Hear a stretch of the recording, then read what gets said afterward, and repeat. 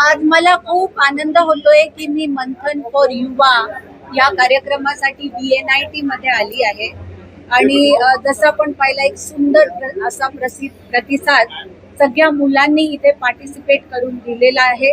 त्याच्यात हॅकेथॉन आहे, त्याच्यात वेगवेगळे आयडियाथॉन सारखे एक्झिबिशन्स आहेत, स्टार्टअप एक्झिबिशन आहे आणि पेटंट एक्झिबिशन आहे। तर यात या मुलांची जी क्रिएटिव्हिटी आहे, त्यांचं नॉलेज आहे, त्यांची आयडियाज आहे, समज आहे, ते याद्वारे ते लोकांपुढे आणतायत आणि खूप असे लोक उपयोगी पण त्यांनी असे प्रोजेक्ट्स पुढे आणले जे जर नीट क्रिस्टलाइज करून इम्प्लिमेंट केले तर आपल्याला सुद्धा ॲज अ सोसायटी फायदा होऊ शकतो। तर खूप छान असं हे पूर्ण एक्झिबिशन अरेंज केलं गेलेलं आहे।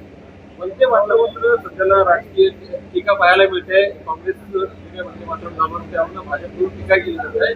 राष्ट्रगीताचा अपमान पहा, हे वंदे मातरम जे गान आहे ते राष्ट्रगीताबरोबर आपण म्हणायचं असं पार्लिमेंटमध्ये ऍक्ट म्हणून पास झालेलं आहे।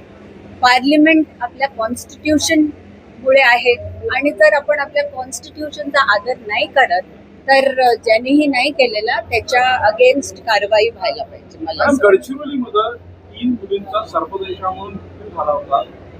तुम्ही सामाजिक क्षेत्रात काम करता, गंभीर बाबा आश्रमशाळा आदिवासी मुलींच्या बाबतीत काय याच्यात सुधार व्हायला पाहिजे, तुम्ही काय सजेस्ट करा?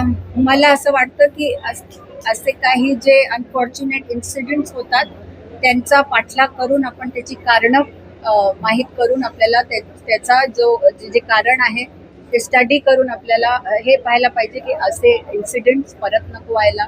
ते पावसाने खूपदा बळी पडतो स्त्रियांचा किंवा लोकांचा, किंवा जे स्त्रियांवर अत्याचार होत आहेत असे त्या कारणांनी कशा कारणांनी होत आहेत आणि त्यांच्यावर स्ट्रिक्ट ऍक्शन घ्यायला पाहिजे। जंतर मंतरच्या आंदोलनामध्ये तरुणाईवरची टीका होती जेन्सीवर, इथं आल्यानंतर तुम्ही हे सगळं पाहिल्यानंतर तुम्हाला असं वाटतं जेन्सीवरची टीका होता ती चुकीची आहे किंवा तरुण अजूनही भटकले नाही असं वाटतं? नाही, पहा, मी आधी सुद्धा हे बोललेली आहे की जंतर मंतर मध्ये जी सुरुवात झाली that was for the NEET examination paper leak. ती सुरुवात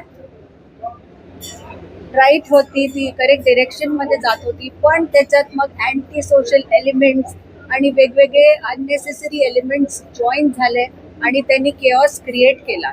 तर हे असं झाल्यावर ते डायरेक्शनलेस होऊन गेलं आंदोलन आणि आंदोलनच त्यांनी केलं असतं आणि त्यात पूर्णपणे तोच टॉपिक उचलला असता तर मला वाटतं ते रेलिव्हेंट होतं आणि त्या आधीपासूनच गव्हर्नमेंटनी स्टेप्स घेतलेले आहेत त्याच बाबतीत, नीटच्या बाबतीत, आणि आतापर्यंत स्टेप्स त्यांचे चालू आहेत।